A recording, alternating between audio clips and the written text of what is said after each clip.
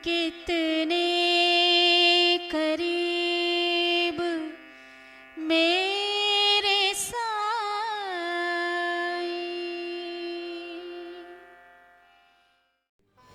ओम साईनाथाय नमः। मेरे बाबा के प्रिय भक्तगण जो मेरे देश में हैं, जो विदेशों में हैं, आप सभी को मेरा साईं राम। मेरे बाबा के प्रिय भक्तगण, सबसे पहले तो मैं धन्यवाद कहूँगी बार बार कि जिन्होंने मुझे कमेंट्स दिए हैं, जिन्होंने मुझे साईं राम लिखा है, उन सबको मेरा बहुत बहुत धन्यवाद। और बाबा का आशीर्वाद सदा साथ रहे, जीवन में कल्याण हो। तो आज मैं जो सत्य घटना बाबा की कृपा सुनाऊंगी वो है बम्बई के श्री परविंदर सिंह सेठी। सबसे पहले मैं बता दूं कि जब मेरा 95 एपिसोड आया तो परविंदर ने उसे देखा और परविंदर ने मुझे फ़ोन पर ठीक उसी तरह वो मुझसे लड़ने लगा जिस तरह एक बेटा अपने माँ से अपनी जिद पूरी करने के लिए लड़ता है, ठीक उसी तरह वो मेरे से लड़ने लगा। वो फ़ोन पर कहने लगा, मेरे ऊपर भी तो बाबा ने कितनी बड़ी कृपा की है और मैं अपने विपत्ति के दिनों में आपको पूरा शेयर करता था, मैं आपको बताता रहता था और आप मेरा नहीं सुना रही हैं, तो मेरा क्यों नहीं सुना रही हैं? मैंने कहा, परविंदर बस अगला एपिसोड तुम्हारी नाम का होगा। तो बाबा के प्रिय भक्तगण, परविंदर सिंह सेठी, उनका मैं थोड़ा आपको एक छोटा सा परिचय दे दूं कि मुंबई के अंधेरी ईस्ट शेरे पंजाब कॉलोनी में रहने वाले श्री परविंदर सिंह सेठी, जो हमेशा मेरे सारे एपिसोड देखते हैं, पर बीच में उनको भी परेशानियां आ गई। बाबा के भक्तों के ऊपर परेशानियां आती हैं, बाबा रक्षा करते हैं। ज़िंदगी सपाट नहीं होते हैं, ज़िंदगी में मोड़ आते हैं और ये मोड़ कष्ट के होते हैं, दुख के होते हैं, सुख के होते हैं। तो परविंदर के ज़िंदगी में मोड़ आया वो कष्ट का। घटना यूँ है कि 15 नवंबर 2020 परविंदर सिंह अपने शेरे पंजाब कॉलोनी से अंधेरी ईस्ट से अपने ऑफिस के लिए रवाना हुए। दिन का समय था, 11-12 बजे के बीच वो अपने ऑफिस के लिए रवाना हो गए दादर। और जब वो दादर पहुँचे तो दादर पहुँचने के बाद उन्होंने देखा कि उन्हें बहुत सर्दी हो गई और ये सर्दी बहुत भयानक रूप से हो गई कि उनको उनकी तबीयत अच्छी नहीं लग रही थी। तो उन्होंने सोचा कि हम शाम को जाएंगे और जाके दवाई ले लेंगे। उस दिन दिवाली का दिन था और रात्रि को लक्ष्मी पूजा भी थी।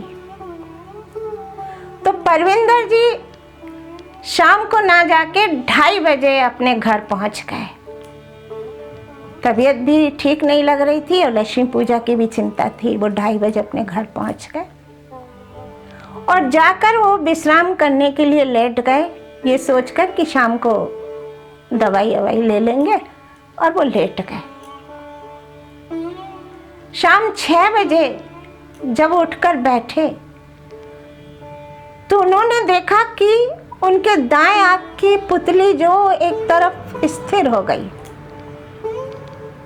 दाएं आंख की पुतली स्थिर हो गई है और वो हर चीज दो दो देख रहे हैं। दाएं आंख से ही देख रहे हैं मगर हर चीज दो दो देख रहे हैं। घबरा गए, बहुत घबरा गए, परेशान हो गए, ये क्या हो गया, ये कैसी विपत्ति आ गई।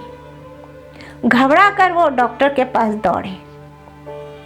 जब डॉक्टर के पास दौड़े, डॉक्टर साहब ने देखा, देखकर बोले, मैं 3 इंजेक्शन तुम्हें लगाऊंगा और ये 3 इंजेक्शन एक दिन छोड़ के एक दिन लगाऊंगा, तुम ठीक हो जाओगे। और अगर तुम ठीक नहीं हुए तो तुम्हें न्यूरोलॉजिस्ट के पास जाना पड़ेगा।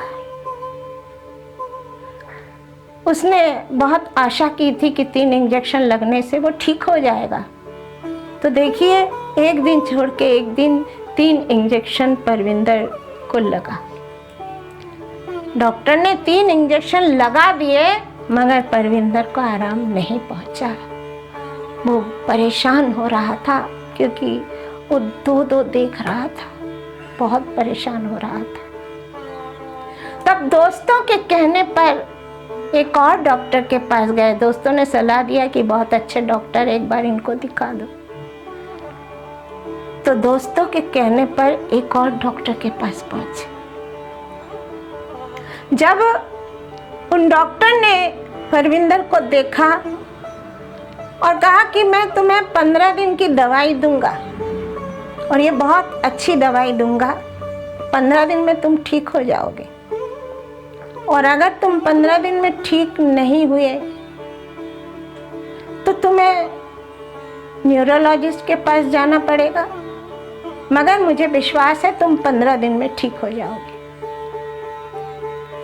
15 दिन लगातार दवाई करते रहे, पर देखिए उसे आराम नहीं पहुंचा, वो ठीक नहीं हुआ। जब वो ठीक नहीं हुआ तो डॉक्टर बतिया, जिनका सरनेम बतिया, डॉक्टर बतिया ने उन्हें सलाह दी कि देखो, आंखों का कनेक्शन सर से होता है, इसलिए तुम न्यूरोलॉजिस्ट के पास ही जाओ। बहुत उदास हो चुका था। वो हमेशा हमें फ़ोन पर बताता रहता था कि आज मैं अब इस डॉक्टर के पास जा रहा हूँ, कि आज मैं क्या कर रहा हूँ, बताता रहता था। वो बाबा का परम भक्त है। वो बाबा का नाम हर क्षण उसके जीवा में है। अब वो न्यूरोलॉजिस्ट के पास, डॉक्टर शेट्टी, उनके पास पहुंचा। तो उनके डिस्पेंसरी में जाने के बाद जब वो उनके समक्ष पहुंचा तो देखकर आश्चर्यचकित हो गया कि उनके ठीक पीछे साईं बाबा की मूर्ति रखी है, और उसे ऐसा लगा कि बाबा उसके तरफ देखकर मुस्कुरा रहे।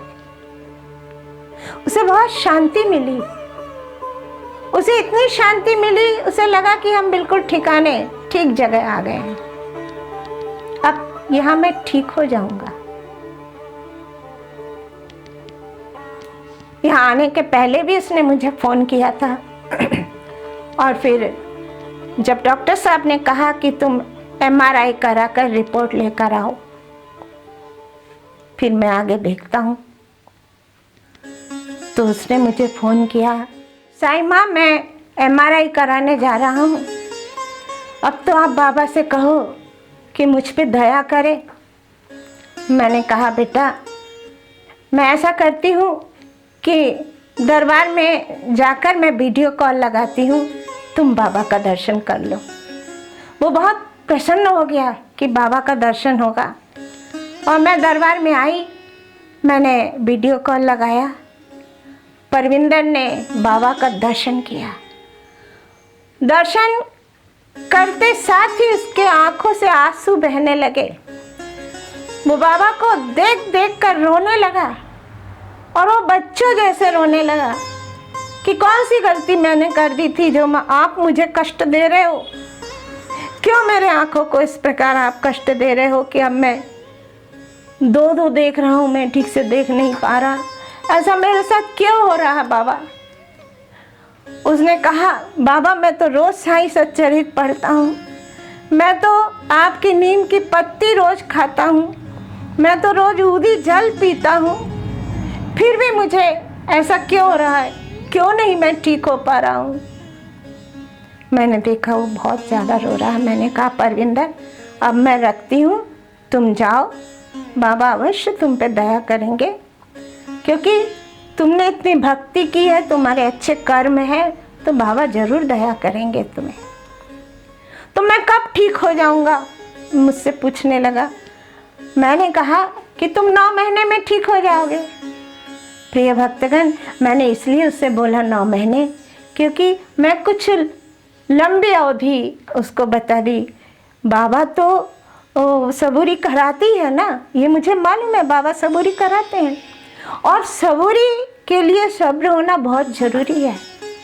तो मैंने जो 9 महीना उसे कहा वो इसलिए कहा कि उसके दिमाग में ये रहेगा कि हम 9 महीने बाद ठीक तो हो जाएंगे और वो सबूरी अच्छे से कर लेगा।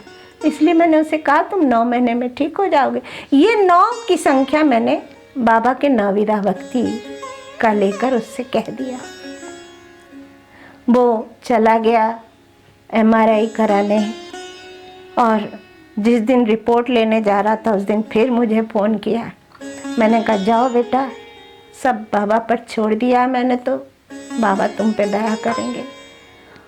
और वो रिपोर्ट लेके जब डॉक्टर साहब के पास पहुंचा, डॉक्टर साहब ने रिपोर्ट देखा, कहा ये तो बिल्कुल नॉर्मल है, नॉर्मल रिपोर्ट, कहीं कोई गड़बड़ी है ही नहीं। अब मैं तुम्हें जो दवाई दे रहा हूँ तुम उस दवाई को खाते जाओ, वो दवाई खाते खाते तुम ठीक हो जाओगे।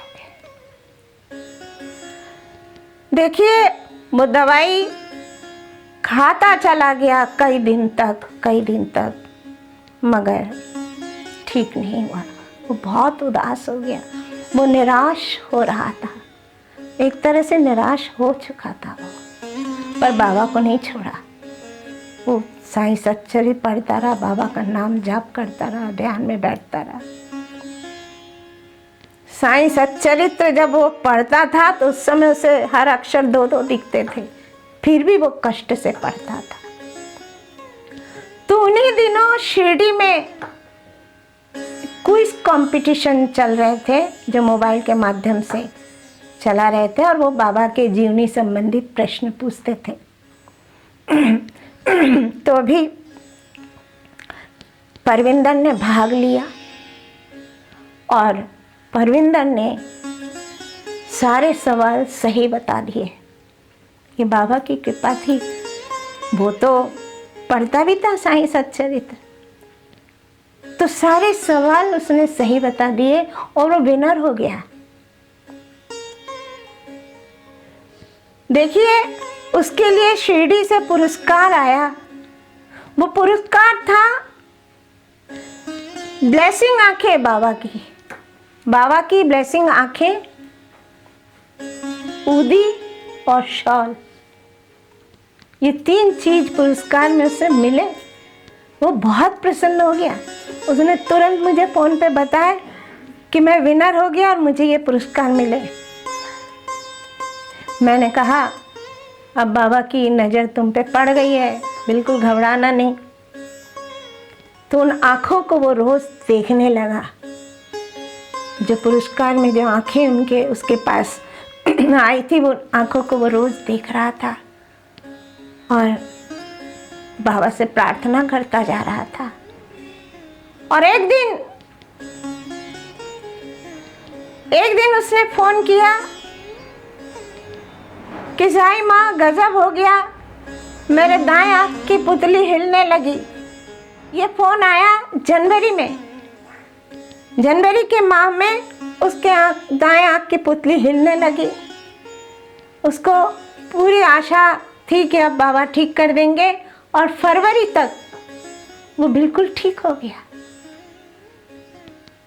फरवरी तक परविंदर सिंह सेठी बिल्कुल ठीक हो गए और उसने मुझे पुनः रोते हुए फ़ोन किया कि मैं तो ठीक हो गया हूँ, बाबा ने मुझे ठीक कर दिया है।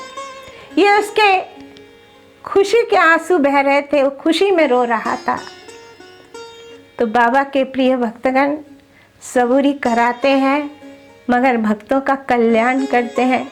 अब परविंदर सिंह कहते हैं कि मेरी शादी एक ऐसी अच्छी लड़की से हो जाए जो पूरे परिवार को लेकर चले।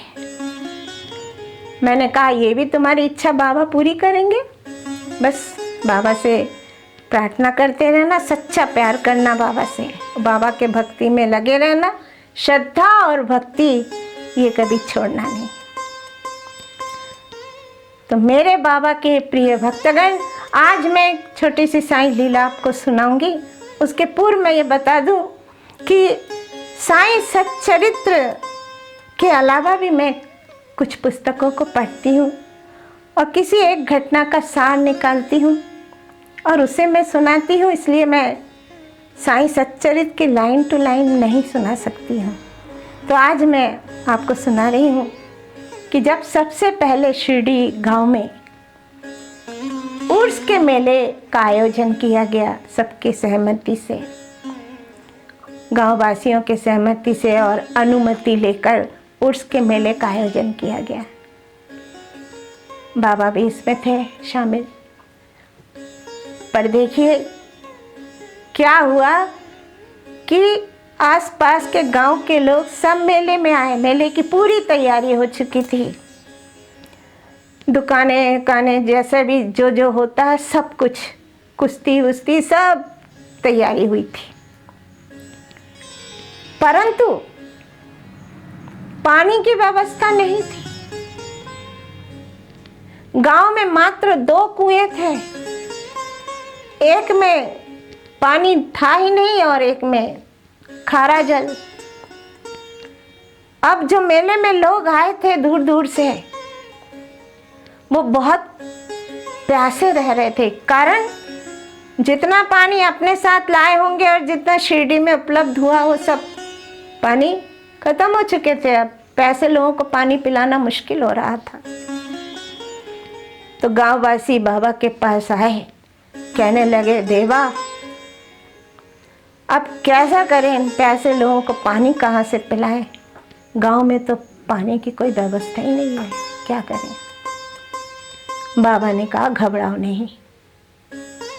और बाबा उस कुएं के पास आए जिसमें खारा जल था। बाबा ने अपने हाथ में फूल लेकर ऊपर की ओर देखते हुए फूल को कुएं में डाल दिए। जब कुएं में उन्होंने फूल डाला और थोड़ी देर बाद शांत रहने के बाद उन्होंने भक्तगणों से कहा, अब कुएं का जल निकालो और पियो। सब आश्चर्यचकित हो गए कि ऐसा क्या हो गया कि बाबा कह रहे कुएं का जल निकालो और पियो। लोगों ने कुएं का जल निकाला और पीने लग गए। सबकी प्यास बुझ रही थी, मगर आश्चर्य की बात देखी, वो खारा जल मीठा हो चुका था। इतना बड़ा चमत्कार बाबा ने किया। तब भी करते थे, आज भी करते हैं।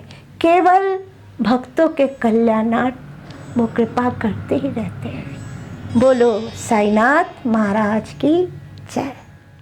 मैं श्री साईं सच्चरित्र से 4 लाइन आपको सुना रही हूँ। कुछ व्यक्ति अपनी कल्पना के अनुसार बाबा को ब्राह्मण तथा कुछ उन्हें यवन समझा करते थे, परंतु वास्तव में उनकी कोई जाति न थी, कि उनकी और ईश्वर की केवल एक ही जाति थी। अध्याय 38। बाबा के प्रिय भक्तगण, इस वीडियो को ज़्यादा से ज़्यादा शेयर करें और इस चैनल को सब्सक्राइब करें। बेल आइकन दबाना भूलिए नहीं। ओम साई राम। साचो तेरो